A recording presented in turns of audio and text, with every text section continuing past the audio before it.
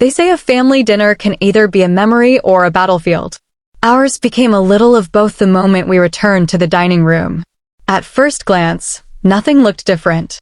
The gold leaf dining room, yes, the name still makes me laugh, was as meticulously arranged as always.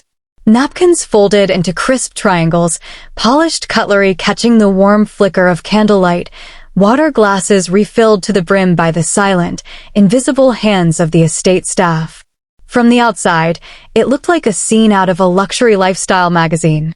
But if you looked closer, if you really looked, you'd have seen the cracks.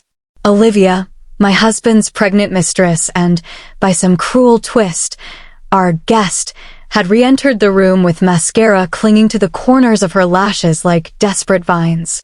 She'd tried to fix her face, but you can't powder over humiliation. Not when it's fresh. Not when it still stings. James followed behind her like a man walking through the rubble of a crumbled empire. His shoulders hunched beneath the weight of truths he could no longer outrun. The man who used to command rooms with a raised eyebrow now clung to the back of his chair like it might keep him from collapsing entirely. It should have felt like a victory. Instead, it felt like breathing for the first time in weeks. I stayed seated at the head of the table. Not because I wanted to rub it in, but because I needed them to see that I was done moving. I'd done enough yielding. Enough smiling through lies. Enough swallowing bile for the sake of appearances. Shall we continue? I asked, my voice smooth, not cold. Measured. Calm. The kind of calm that unsettles people because it means you're past the point of screaming. Olivia lowered herself into her chair slowly, like the fabric might burn. I caught her eyes for just a second. There was no smugness there anymore. Just exhaustion. Maybe fear.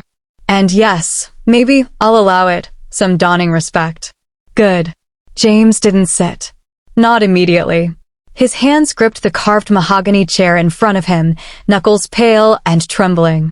Before we continue this, Ambish, he said, his voice coiled tight with rage, I'd like to know what exactly you hope to accomplish, Isabel. What's your endgame? I leaned back slightly and tilted my head. The thing about James is, he always thought questions like that were clever. Like we were sparring in a debate class instead of addressing corporate fraud, emotional betrayal, and the slow implosion of our 20-year marriage. This isn't about accomplishing anything, I said, meeting his eyes without blinking. This is about acknowledging reality. He blinked first. Oh, James. He still didn't understand. Even standing in the middle of his own collapse, he believed he could redefine the narrative. He thought I was here because he cheated. That this was about jealousy. The age-old wife-scorn drama he could write off in interviews, spin for the press, and soothe with a generous divorce settlement. He had no idea this wasn't just about our marriage.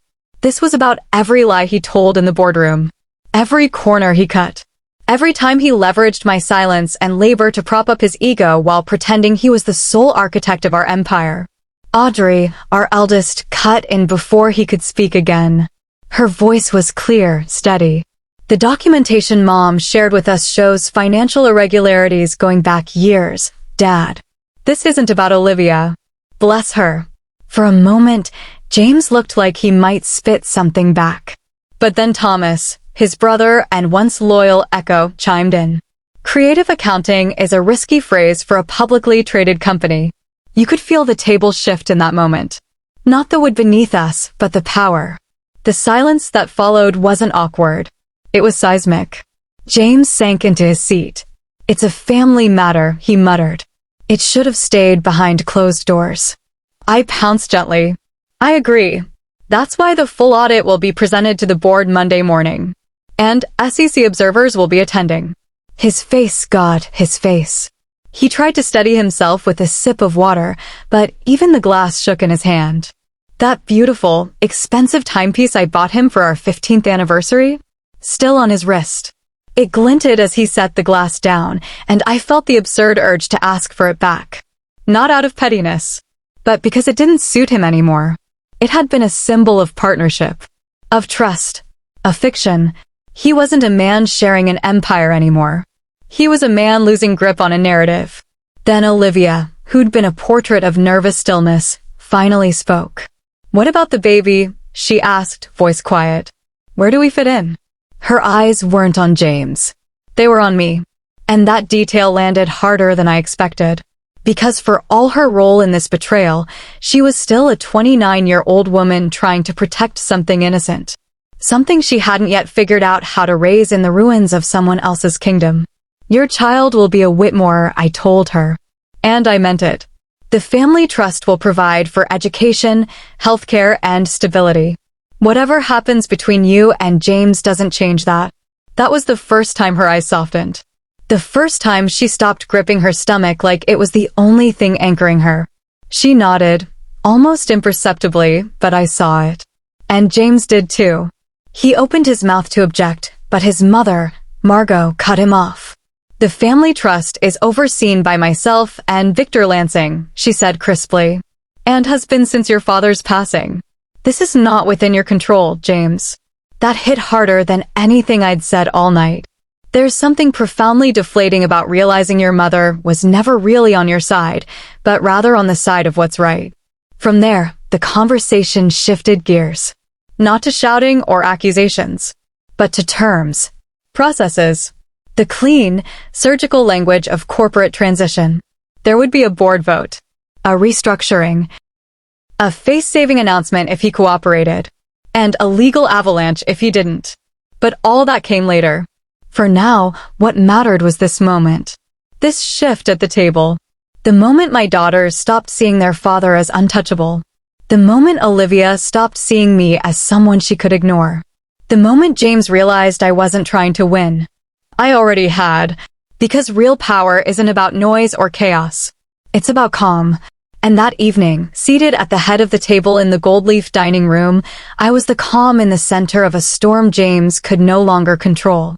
The funny thing about power is how quiet it can be.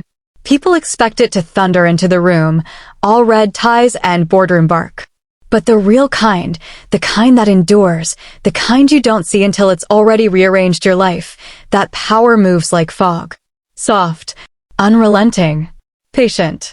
The night after Thanksgiving, I stood alone in the drawing room of the Whitmore estate, my bare feet sinking into the centuries-old rug that had absorbed more family secrets than I could count. The fire crackled gently behind me. The rest of the house slept, or pretended to. I could almost hear James pacing in the west wing.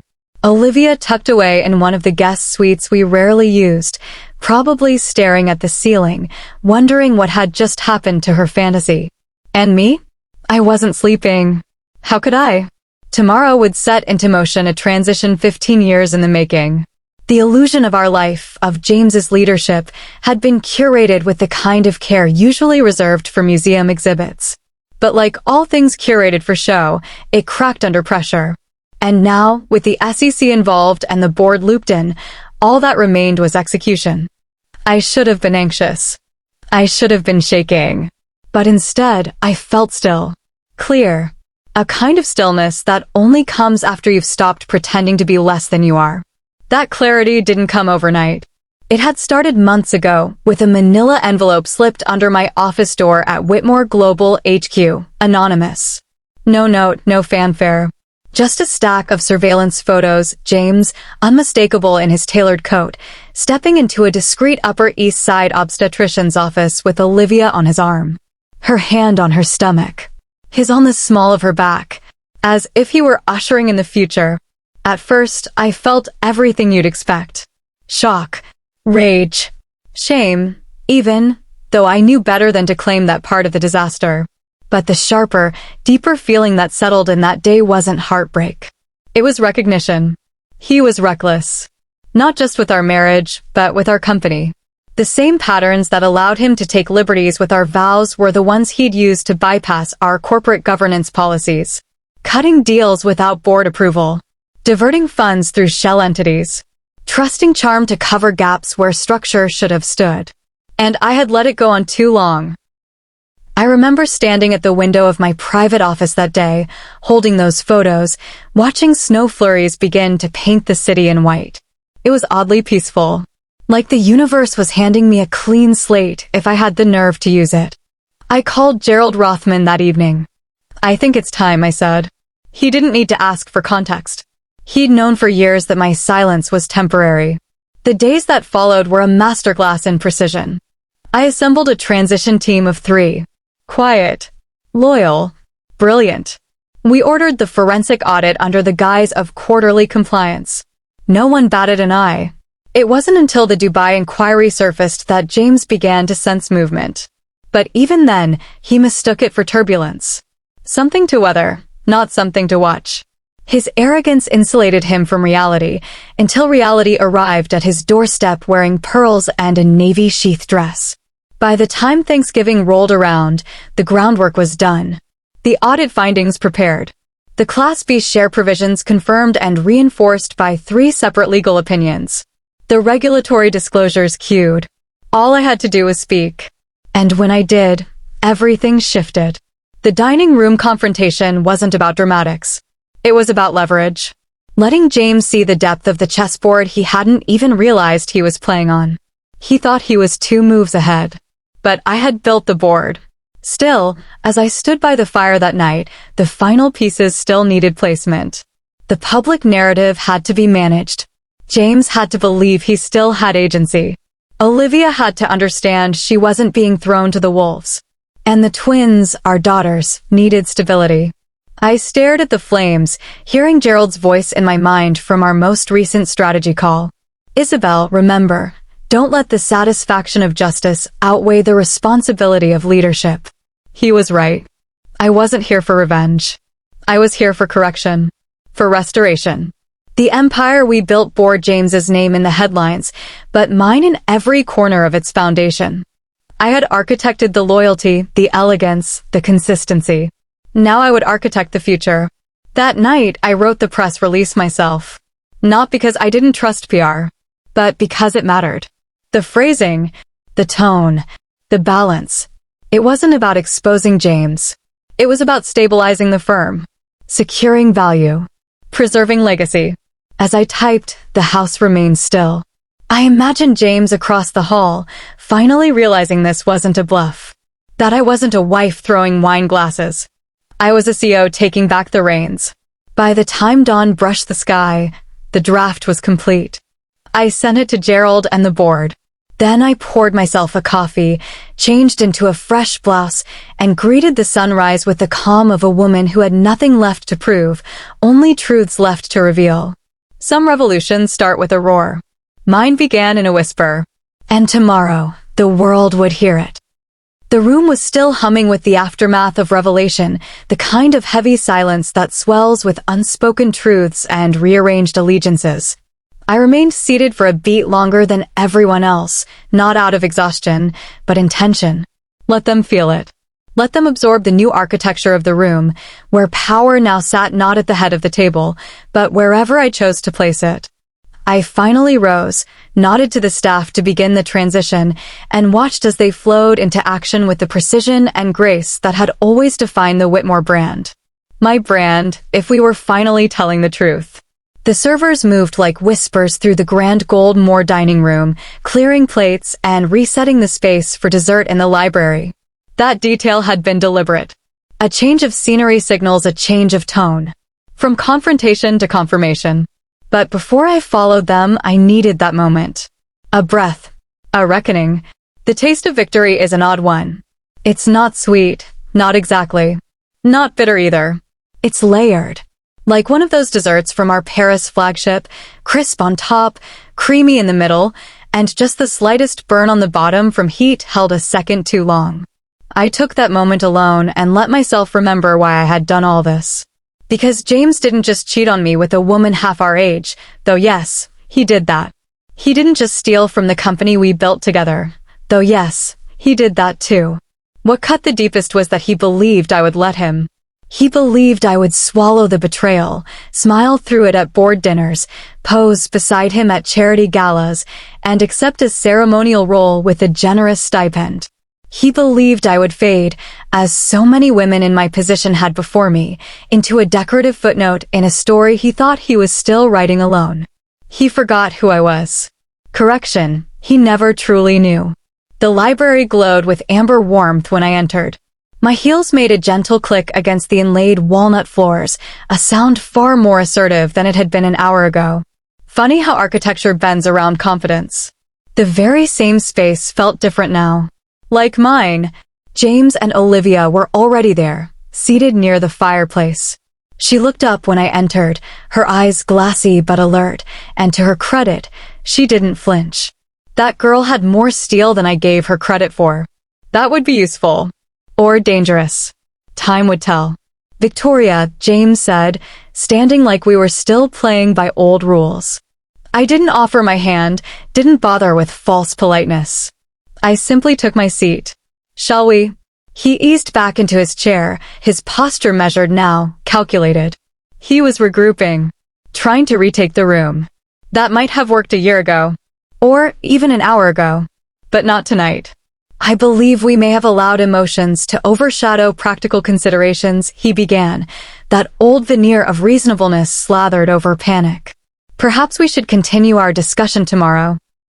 Cooler heads, fresh perspectives. A smile curled at the corners of my mouth. I'm afraid the timeline we're working with doesn't accommodate further delays. The board presentation is Monday at 9 a.m. The SEC reps will arrive at 8:30. That landed. His eyes darkened just a touch, like a banker watching the market turn during a family vacation. Yes, you've made the regulatory involvement quite clear, he said, his voice still smooth, but thinner now. However, I've been giving the situation further thought, and I believe there's an angle we haven't fully considered.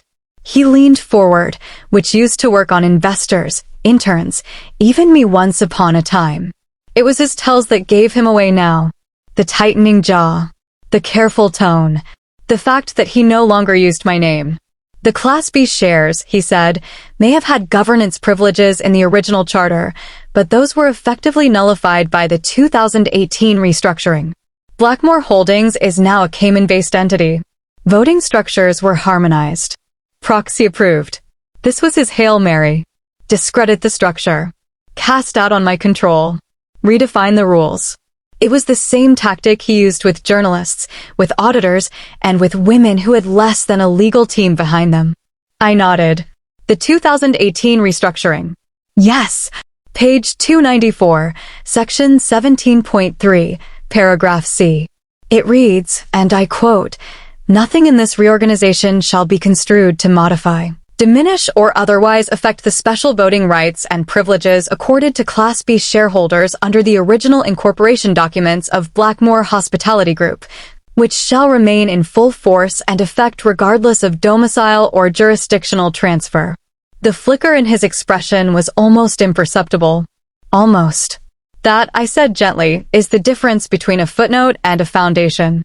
He tried again. Spoke of the need for leadership continuity, of the risk of market destabilization, of his relationships with partners and regulators. Valid concerns. All accounted for. Which is why, I said, you'll remain as non-executive chairman for 6 months. Continuity. Optics. Strategic handoff. He shifted, like the seat had grown too small beneath him. He invoked Dubai, Singapore, the Q1 bookings. I nodded along. Flipped pages. Showed the risk analyses, the transition maps, the pre-drafted memos from every department head. The board has already reviewed the timing considerations, I said. I study. They recommended acceleration, not delay. Olivia finally spoke. What about the baby? Her voice was barely above a whisper, but it stilled the room like a gunshot. She wasn't looking at James. She was looking at me. I met her gaze. Your child will be a Whitmore. Protected. Provided for. Respected. It was a promise. Not to her, but to the future. James tried to object, but Eliza, his mother, the matriarch, interjected with the precision of a courtroom judge. The trusts, she explained, were separate, independent. Under her administration and that of Gerald Routh, the family's longtime counsel. Another thing James had either forgotten or never fully understood. The hits were piling. Not punches, but pebbles dropped in water. Each one rippling outward, reshaping the shoreline. So you thought of everything, he said eventually. You lined up the board. The SEC. Even my mother. The perfect corporate coup. Not a coup, I corrected. A correction. And that was it, wasn't it? The line in the sand. Not power for the sake of control. Not revenge, not ego. Just restoration. Realignment. Truth finally given weight. He asked what happened next. What the terms were. What the consequences would be. I laid them out, one by one. Clean. Efficient. Lawful. Then came the final card, the press release. A graceful exit. A succession story. One he could still hold with dignity. You appear to have thought of everything, he said, bitter but clear-eyed now. Not everything, I replied, sliding the press draft toward him. Just everything that matters. That moment wasn't about triumph. It wasn't about winning. It was about no longer being willing to lose. For 20 years, I had let him claim the spotlight while I laid the foundations. I had nodded through meetings where my ideas were rephrased in deeper voices and rebranded as vision. I had smiled through interviews where I was thanked for my support, while I signed the payroll, vetted acquisitions, and negotiated licensing in Mandarin, French, and Arabic. And all that time, he thought I was quiet because I lacked ambition. But I wasn't quiet because I didn't know my worth. I was quiet because I was planning. And now, the plan was in motion. Let him call it a coup. Let them whisper about betrayal and scandal. I knew what it was. It was finally being heard. It was finally being seen. It was no longer being a footnote in my own story. It was the beginning of a new chapter written in my voice, on my terms, with a pen he never realized I had been holding all along. When I say I had prepared for every contingency, I mean exactly that. Every single one. And as I sat at the head of the dining table that once served as a stage for my husband's polished performances, I could feel the shift in gravitational pull. The eyes that had always looked to Dorian for direction now pivoted, subtly but unmistakably, toward me. It began the moment he challenged me with that trademark blend of arrogance and indignation. You're destabilizing everything we've built for a personal vendetta, he hissed through clenched teeth, clutching the back of his chair like it was the only thing keeping him upright. I didn't rise to meet his fury. I didn't need to. Instead, I let silence do the heavy lifting, let his words echo into the tense quiet. Then, I simply folded my napkin, placed it delicately on the table, and said, Dorian, this isn't about revenge. It's about restoration. About bringing this company and this family back in alignment with reality. He scoffed.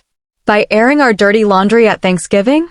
By dragging the SEC into our private affairs? I offered him a patient smile. You misunderstand. Transparency isn't an act of aggression. It's a safeguard. And the SEC isn't here because I invited them. They're here because you did, when you compromised our financial integrity. He went pale. That pallor again, the same one that gripped him when I mentioned the audit. It was happening. He was realizing just how deep my preparations went. Across the table, our twin daughters exchanged glances, one of those unspoken sisterly codes that spoke volumes. And then Ava, calm and composed, addressed her father with something I hadn't anticipated, pity. Dad, we've reviewed the audit documents. This didn't start with the affair. The misappropriations go back nearly 8 years. This isn't personal, it's systemic. Dorian's jaw clenched. You've turned our daughters against me. I couldn't help myself. I laughed. Softly. Not out of mockery, but at the sheer absurdity of his selective memory. No, Dorian. You did that when you stopped treating them like daughters and started treating them like public relations props. His mother, Adelaide, cleared her throat. Up until now, she had maintained the stiff posture of a matriarch unwilling to take sides. But now, she turned toward me. Isabel, you mentioned next steps? Yes. Time to unroll the strategy. Monday morning, we present the findings of the forensic audit to the full board. Representatives from the Securities Commission will be there as observers. Not to prosecute yet, but to assess. You've involved regulators? Dorian snapped. Of course, I replied. Voluntarily. Proactive transparency, remember. He exhaled sharply. You've really thought of everything. I reached into my folder and pulled out 3 neatly bound reports. Not everything. Just everything that matters. He narrowed his eyes. You think the board's going to roll over because you've built a prettier slideshow? No. I think they'll respond to proof of mismanagement, breaches of fiduciary duty, and my controlling interest through the Class B shares. You remember those, don't you?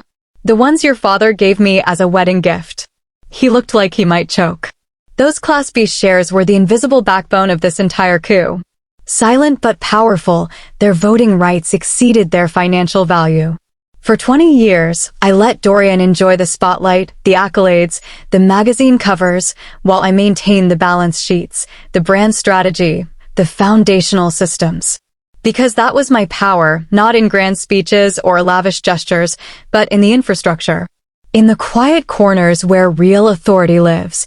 Now, that quiet was over. Dorian tried to shift the focus.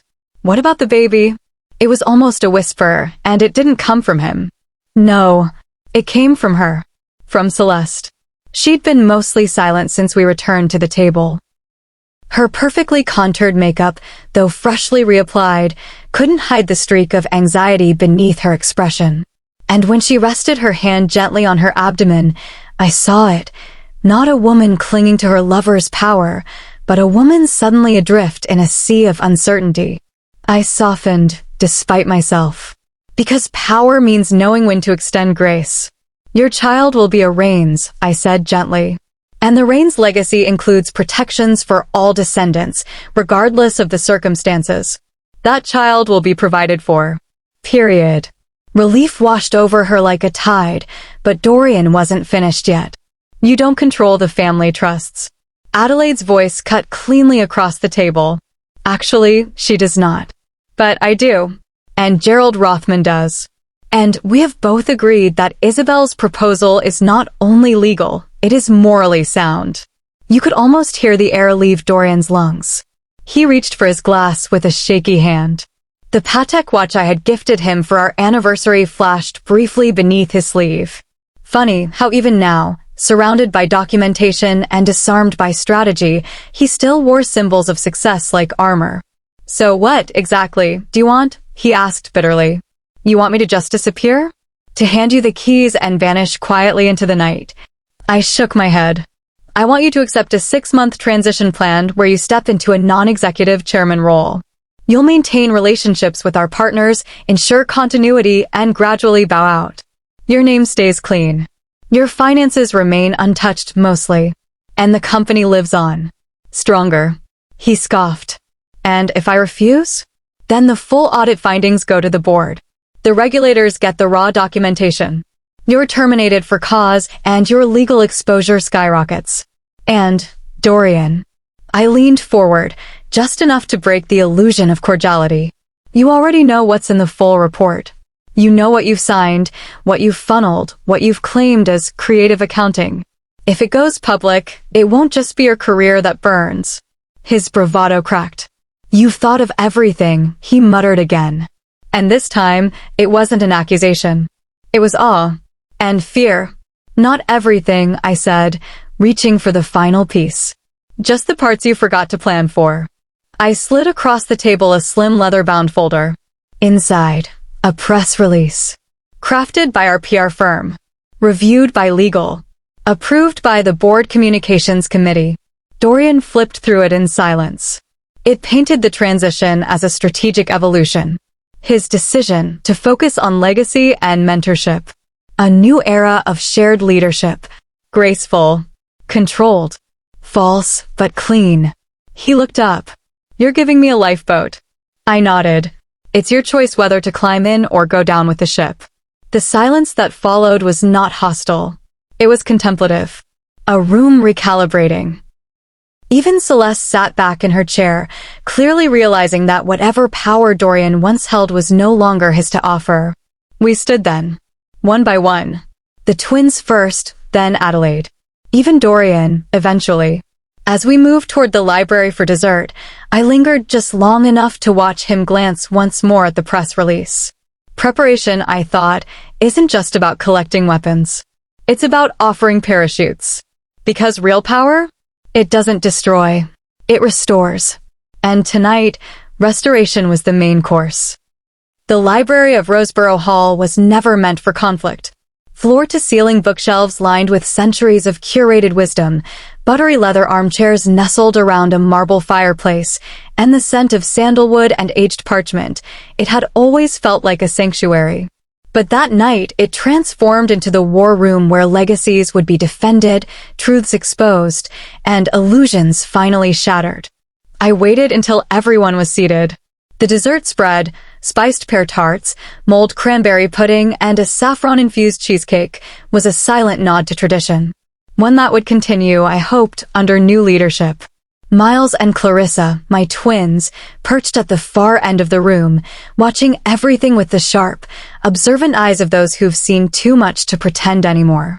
Victor was the last to arrive, guiding Cassandra to a fireside seat as if we were still playing at civility. His earlier bravado from the dining room had been replaced with the cool veneer of corporate detachment. I'd seen this tactic before. When cornered, Victor always tried to regain control through reframing and redirection. "Victoria," he said smoothly, "I believe emotions may have skewed our earlier discussion. Perhaps we should revisit the transition after a night's rest." I smiled. Not sarcastically, not cruelly, but with the calm assurance of someone who had anticipated every line of his playbook. "I appreciate your concern for clarity, Victor. However, the board meeting is at 9 a.m. Monday, and the SEC observers arrive at 8:30. He nodded, pretending to take it in stride, but I watched his throat tighten. He was recalculating.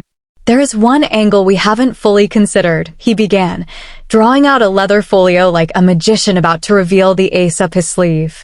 Here it comes, I thought. The 2017 Roseboro Global Holdings restructure harmonized subsidiary voting rights under a neutral jurisdiction, he said, eyes glinting. Class B shares may have been preserved in name, but not in practical enforceability. The air in the room stilled. Even Clarissa paused mid-sip of her espresso. Victor was banking on technicality, the same play that had gotten him through previous challenges. But unlike those times, I had not come unarmed. "You're referring to Article 19 of the Reorganization Charter?" I asked. His smirk deepened. "Exactly. Harmonization provision." I opened my own portfolio. Page 241, paragraph 4.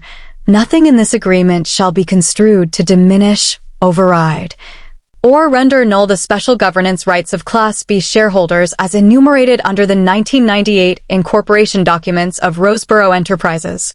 Victor's hand tightened around his cup. "That's one interpretation," he said. "Not just mine," I replied, laying out 3 signed legal opinions on the table. Former clerk to Justice Mendez, a senior analyst from Vallon and Hart, and our own family legal counsel Gerald Easton. All in agreement. As if on cue, the doors opened. Gerald Easton stepped in, crisp in a charcoal suit despite the late hour, and nodded at me with grandfatherly calm. "Good evening," he said to the room before his eyes met Victor's. "Victor, always a pleasure." Victor's face twitched. "I wasn't aware you were attending this family gathering." Victoria felt it prudent to have legal counsel present, Gerald replied evenly. "Given the gravity of the transition." Victor chuckled mirthlessly. "This is beyond a transition. It's an ambush." Gerald's expression didn't change. An ambush implies a lack of forewarning. You've had over a year of opportunities to correct your course. The audit, the internal memos, the quiet suggestions, all ignored. This, Victor, is a correction. Silence. Cassandra's voice broke it, soft but charged. "What about me? And the baby?" Every gaze shifted. She wasn't appealing to Victor. She looked directly at me. I didn't flinch. "Your child will be a Roseboro heir. Protected, provided for, educated, and welcomed. Regardless of your relationship with Victor." She blinked, the relief washing over her. Behind her poised demeanor, she was still just 29. Pregnant. Uncertain. Used. Victor tried to interject, but his mother, Matilda, beat him to it. "Actually, the family trust falls under a separate jurisdiction," she said, lifting her wine glass delicately. "Gerald and I oversee it. Not the CEO. Not the board." The look on Victor's face as that truth landed, crumbling control, exposed ignorance, was more telling than anything he could have said. "So," he muttered after a moment, You've lined up the board, external counsel, regulatory authorities, and even my mother. The perfect coup. I met his gaze directly. Not a coup. A restoration. Of what? He spat. Some fantasy where you were always the true power behind Roseboro? Not a fantasy, I said. A reality you refused to acknowledge because I let you. Because for years, I thought loyalty and partnership meant sacrificing visibility. But you mistook discretion for irrelevance. Clarissa shifted forward. Dad, she said evenly, the audit shows misappropriation that predates your relationship with Cassandra. This isn't about betrayal. It's about breaches of duty. Victor sagged back into his seat, the wind punched from his posture. For a man who had built his image on dominance, the dawning recognition of his lost grip was visible. So what happens now? He asked. Gerald opened the transition document binder. 3 key provisions, he said. 1. Victor transitions to non-executive chairman, focused on legacy partnerships. 2. Restitution for financial discrepancies. 3. Establishment of an heir-inclusive succession strategy. Victor looked to me. And if I refuse? Then the full audit is submitted to the Financial Conduct Authority and the SEC. Your employment terminated for cause. And criminal referrals initiated. The air chilled. He knew I wasn't bluffing. He looked at Cassandra. She didn't meet his gaze. He looked at our children. They didn't flinch. And then finally, he looked at me. A long, aching gaze. The kind that holds regret. I'll need to review the documents, he said. Of course. Take them tonight. We reconvene at 8 a.m. Gerald placed a press release draft on the table. This is the public narrative, a planned succession, a strategic evolution. Victor stared at it. You get to leave with dignity, I said softly. That's more than I would have received had you succeeded. He didn't argue. Just nodded. Silently. Resigned. And for the first time in decades, I think he finally saw me. As the room dissolved into quiet chatter and dessert resumed, I lingered by the fireplace. Not in triumph. Not in vengeance. But in something deeper. A realignment. Power had returned to where it belonged. Not seized, but reclaimed. Not to punish, but to restore. Sometimes, the sharpest revenge is revealing that the crown you were denied was yours all along. And wearing it not to destroy, but to rebuild. Let me ask you something. Have you ever stood in front of a room full of people who used to underestimate you, who dismissed your silence as passivity, your restraint as weakness, and watched their expressions change in real time as the truth uncoils, slow and deliberate in your voice? That was me, the morning of the shareholders' meeting. I wore navy. No black. This wasn't a funeral. It was a resurrection. A restoration. A reckoning. I walked into that room knowing the stakes. Knowing what I was walking into, and knowing more importantly, that they didn't. The boardroom buzzed with polite murmurs, the kind that attempt civility but are heavy with anticipation. Some smiled when I entered. Others didn't know what to do with their faces, politeness, surprise, discomfort, it all blurred together.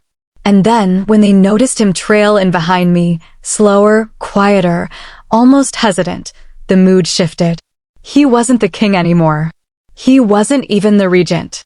He was the soon-to-be figurehead if he played it smart. But let's go back. The night before, I didn't sleep. Not because I was nervous. Because I was too awake. Fully alive in a way I hadn't felt in years. No more pretending. No more hiding behind Julian's shadow. I had crafted this moment piece by piece, like one of the grand ballroom tables our luxury hotels were known for. Polished, precise, reinforced underneath. And now it was time to serve. When I began the presentation, I didn't lead with numbers. I led with a story. 15 years ago, I said, this company hosted a leadership summit in Prague. Some of you were there. What many of you didn't know is that our CEO at the time suffered a medical emergency that left him unavailable for 72 hours. Heads turned. Murmurs. In that time, I continued. A deal was saved. A multinational hospitality agreement was secured, and we prevented a hostile acquisition from a rival firm. I paused. I was the one who handled it. Quietly. Without needing my name on the memo. because I thought I was building something with someone I trusted. And then I let the silence do its work. That's the power of narrative. If you flood people with data, they retreat into analysis. But a story? A story lets them feel first. And when they're feeling, they're listening. When I transitioned into the financials, audited, verified, watertight, I could feel the room leaning forward. Everything Julian had tried to dismiss as minor discrepancies, creative accounting, or operational fluidity was laid out with brutal clarity. And yes, the SEC observers in the corner took notes. Not a sound from them. But their pens moved in rhythm. Every dollar misallocated. Every internal override. Every family trust manipulated for personal liquidity. You see, I said, gesturing to the screen, this wasn't just carelessness. This was systemic. And it wasn't recent. It goes back nearly 8 years. Julian sat stiffly in his chair, his jaw clenched so tight I could hear his molars grinding from across the room. I turned to him only once. Julian, would you like to respond? He did what he always did when cornered. He tried charm first. My colleagues, he said, rising slowly, we mustn't confuse a breakdown in communication with malice. Yes, certain decisions were made in haste, perhaps, but all in the interest of growth. I let him finish. It's important to let people reveal their own hubris uninterrupted. Once he sat down, I flipped to the next slide. This, I said, is a direct excerpt from our Dubai partner's internal risk memo. It outlines explicit concerns that Julian's decisions were not only erratic, but in violation of compliance protocols. And then came the footage. I had debated whether to use it. But ultimately, truth must be seen to be undeniable. A private security recording from a meeting Julian claimed never happened. One where he negotiated a side deal with an unofficial broker. It wasn't criminal, but it was certainly unethical. And in the world of hospitality diplomacy, optics matter more than legality. You could feel the breath go out of the room. Julian's face? Blank. But not because he was unaffected. Because he was stunned. He hadn't realized just how much I'd uncovered. He thought he was 10 moves ahead. He had no idea I'd been quietly building the entire board. I moved into the solutions section of the meeting like it was choreography. Here's what happens next, I said. Julian steps down from operational control immediately. He assumes a ceremonial role for 6 months to preserve key partnerships. A third-party oversight committee is instated to monitor remaining financial vulnerabilities. A leadership transition plan is enacted, one that includes diversity targets, meritocratic succession, and geographical rotation of board representation. And then I said it. The controlling shares of this organization remain under my authority, per Article 4, Section 12 of the Foundational Charter drafted by Leonard Harrington himself. If you've never invoked the legal legacy of the company's founder in front of his son, let me tell you, it hits different. I could see Julian wilt. He didn't argue. He didn't storm out. He just sat and stared and slowly realized that the story he'd been telling himself about his own indispensability was just that, a story. It wasn't just about me having the power. It was that the board, the legal team, the founding partners, and yes, even the markets, wanted me to have it. Because I wasn't threatening to burn it down. I was promising to rebuild it on the truth. At the close of the meeting, I stood once more. I know many of you may have questions. You'll receive full documentation within the hour. Legal, financial, strategic, all of it. But what I want to leave you with is this. We are not a company built on personality. We are a company built on vision. I looked at Julian one last time. And vision isn't about control. It's about clarity. I didn't need applause. I didn't need anyone to stand. What I needed, what I saw, was recognition. The kind of recognition you can't demand. You earn it. By staying steady when others flail. By knowing the rules before you break them. By letting facts speak louder than fury. As I walked out of the boardroom, I passed Julian. He didn't meet my eyes. But Olivia did. She was standing just outside the glass, her hands folded protectively over her stomach. I paused. She looked smaller than she had the night of the confrontation. Not physically, but something in her had contracted. Awareness, maybe. Everything's going to be fine for your child, I said quietly. She nodded, eyes wide, unsure if she should thank me or flee. I'm not your enemy, I added. I never was. Then I left. Because some moments don't require a mic drop. Some moments are quiet, final, clean. And in those silences, truth echoes louder than any words. 3 weeks later, I stood in the executive office, the one that used to belong to Julian. Not anymore. It wasn't just mine by title. It felt mine now. My name on the etched door plaque. My handwriting on strategy memos. My voice leading the quarterly meetings. And not because I clawed my way to the top or launched some cinematic takeover. No, because I restored what had always been mine. You know how some people say revenge is sweet? I disagree. Revenge is fleeting. But restoration? That has staying power. Behind me, the city unfurled in soft December blue. Snow dusted the rooftops of Darlington. Lights blinked below like Morse code from a world that kept spinning while we were busy rewriting the future. My future, the company's, my daughter's, even Julian's. That's the thing about truth, it doesn't burn everything down. It just refuses to be buried. Ma'am, came a voice from the door. Anita, our new executive coordinator, Gerard Rothman is here. Perfect. Send him in, I said, turning away from the view. Gerard entered like he always did, calm, commanding, meticulous. He'd become more than just the architect of our legal turnaround. He was the bridge to what came before. The one who remembered what Julian's father built and why he built it. I assume you've seen the shareholder response? I asked, gesturing to the folder already waiting on the desk. He chuckled softly. Your strategy has stabilized the stock price, preserved partnerships, and avoided a PR disaster. I'd say the response is enthusiastic. I smiled but didn't gloat. That wasn't what this was about. It was never about tearing him down, I said. I know, Gerard replied. That's why it worked. That sentence settled over the office like a seal. He opened his leather folio and handed me a finalized version of the new governance charter, one we'd revised to reflect the modern, global entity we'd become.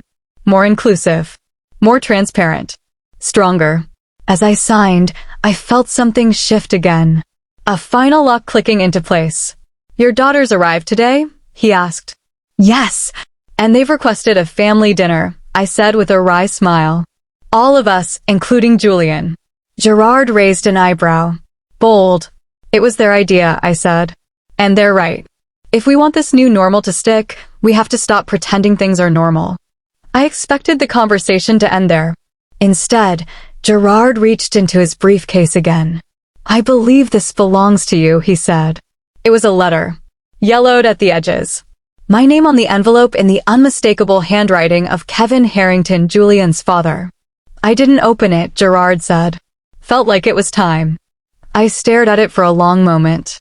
I had seen it before on my wedding day, tucked inside the folder that came with the Class B share certificates.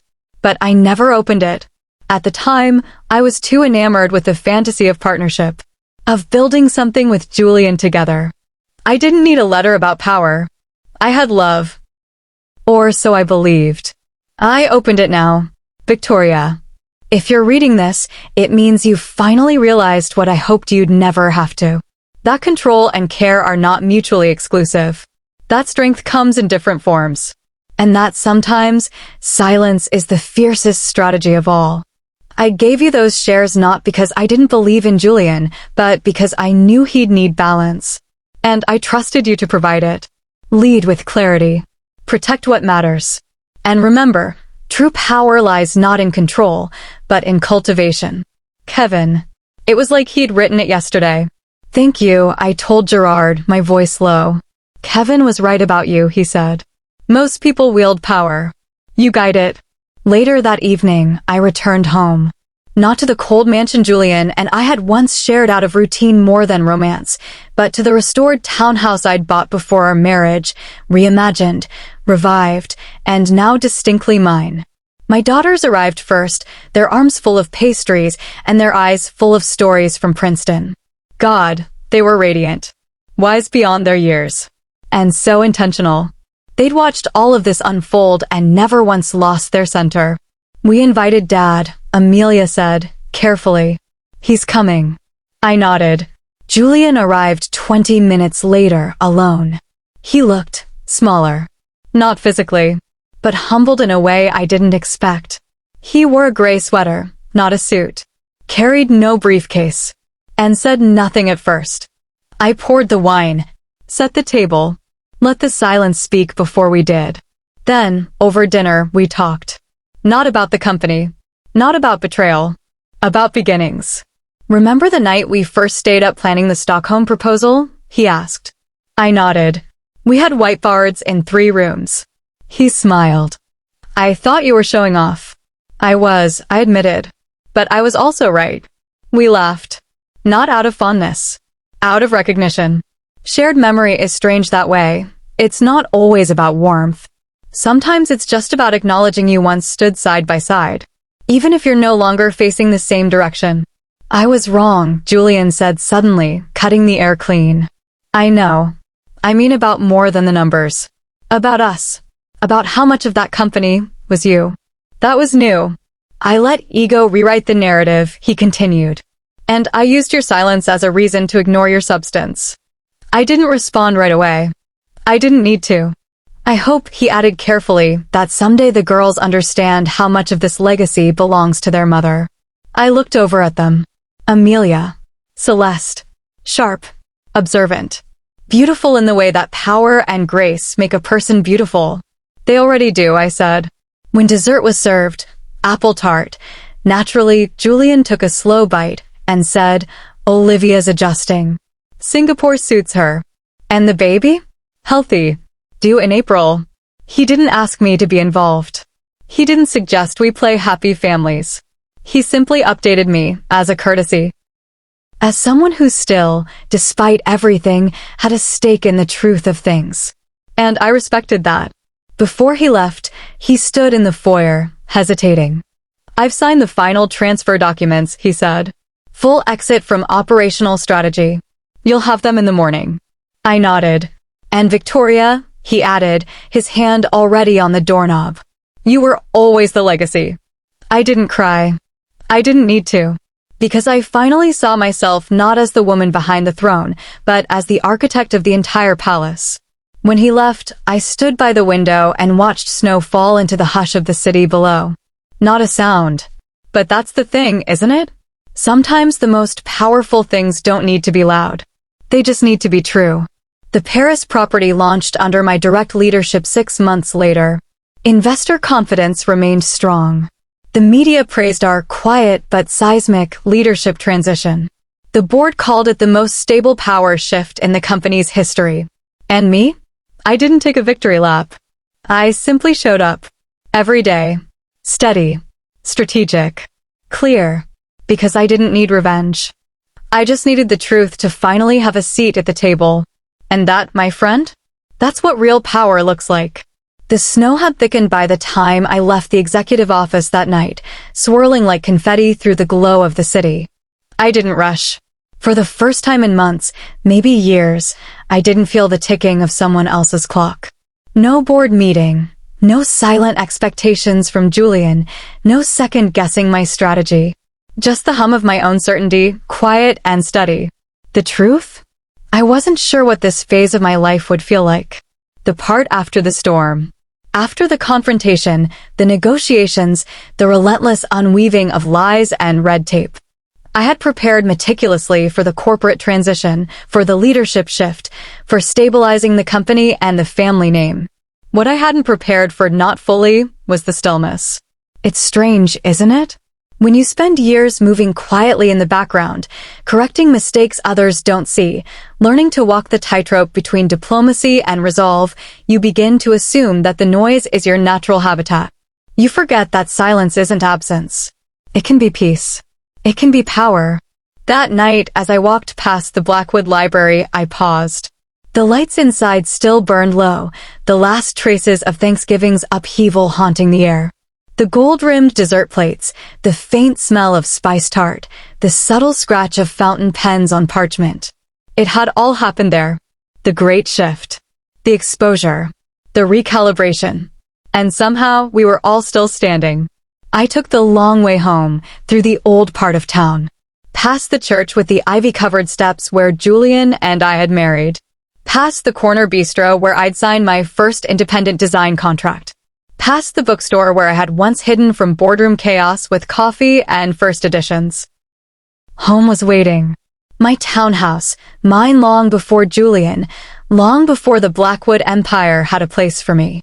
It had stood empty for years, a preserved memory. But now it was alive again, painted in soft, smoky greens and rich walnut tones. Art on the walls that I had chosen. Books in the shelves that didn't need to match anyone else's aesthetic. No staff. No curated appearances.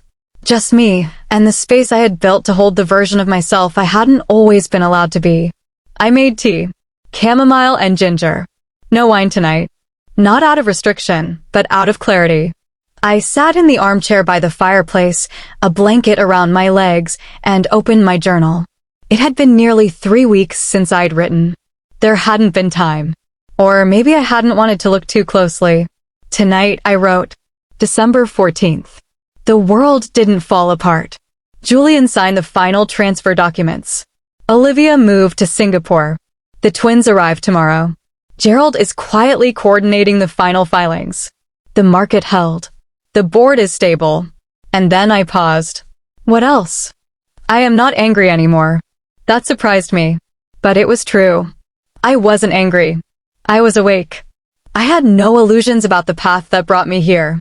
I wasn't naive about Julian's failings or my own complicity in letting him lead unchecked for so long. But I also wasn't drowning in regret. Power isn't just about presence.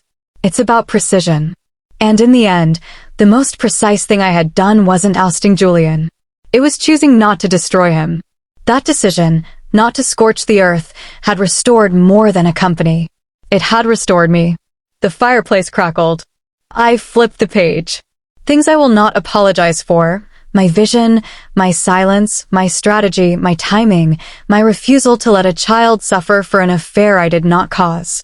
And then, things I will continue to cultivate: integrity, excellence, restraint, resilience, grace. At some point, I must have dozed off. When I woke, the tea had gone cold and the room had dimmed. But I felt lighter. Not because the battle was over. Because the war had never been mine to begin with. It had been a test. A reckoning. And I had answered it not with fury, but with truth. Restoration isn't flashy. It doesn't make headlines. But it lasts. It roots deep. And quietly, persistently, it changes everything. Just like I did.